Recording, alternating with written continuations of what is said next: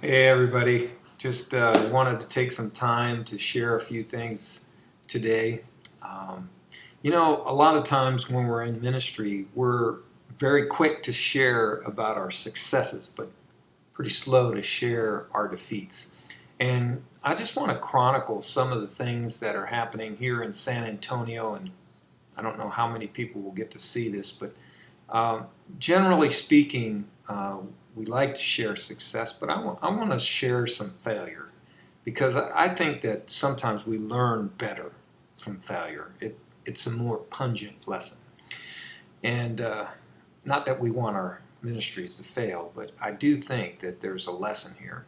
And one of the things that has happened is we kind of started out with a bang, and it seemed like, okay, God's doing this new work, He's doing it quicker, and then things began to slow down.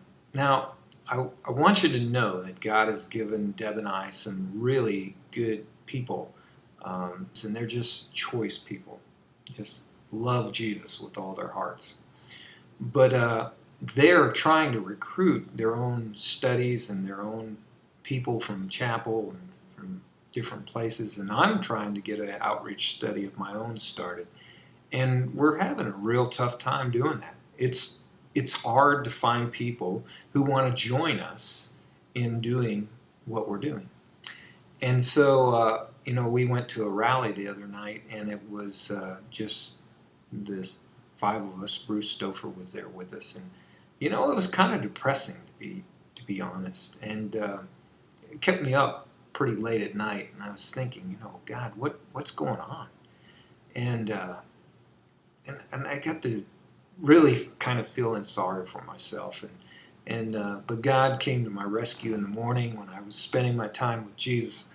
I was reading in my Bible and I came across First Chronicles 16:7. It says, "But you be strong and do not lose courage, for there is reward for your work." And that really encouraged me. I was supposed to be strong and not lose courage. And I'm reminded that back when I was a baby Christian, I started learning how to read my Bible. A guy named Randy Bowden took me under his wing and he pointed me toward the scriptures. And for some reason, I started in First Corinthians. And I can remember the most meaningful time. It was the first time, really, that God spoke to me. And it was incredible. And as I was reflecting on this passage here in Second Chronicles 16, I realized that that very first time that I felt like God spoke to me personally was very similar to this passage. In fact, it's in 1 Corinthians 16:13. It says, "Be on the alert, stand firm in the faith, act like men, be strong." And I was just amazed. I was thinking, what? Wouldn't it be cool if I read today in Second Chronicles, and then God would give me that same verse 30 plus years later, and and lo and behold, I was in First Corinthians chapter 16 that day that I needed that encouragement. I believe that God sets those kind of things up. He's not oblivious to our struggles. But here's one of the things that I want to share is that doing ministry is tough.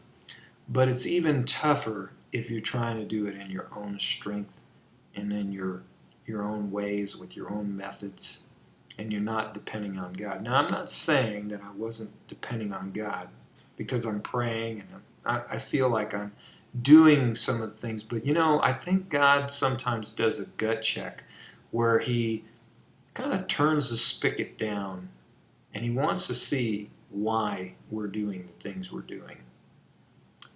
Is it enough reward to just have Jesus, to have God working in your life? Is that our reward, or is our reward a ministry that we can show off to other people and say, hey, look what I'm doing? And I think sometimes God does bring these gut checks into our lives, and I really struggle with that. In fact, the question immediately came to my mind, is Jesus enough? That's a hard question. And some people might say readily yes, but I got to be honest. Sometimes my significance is wrapped up in my ministry, and that's a hard question to answer. But at the end of the day, when I lay my head on my pillow, Jesus is enough. He is my great reward. And we'll continue to work hard, and we'll continue to be obedient and do the things he tells us to do.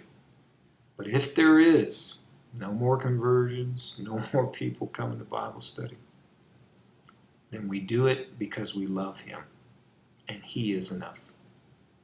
Hope that's helpful.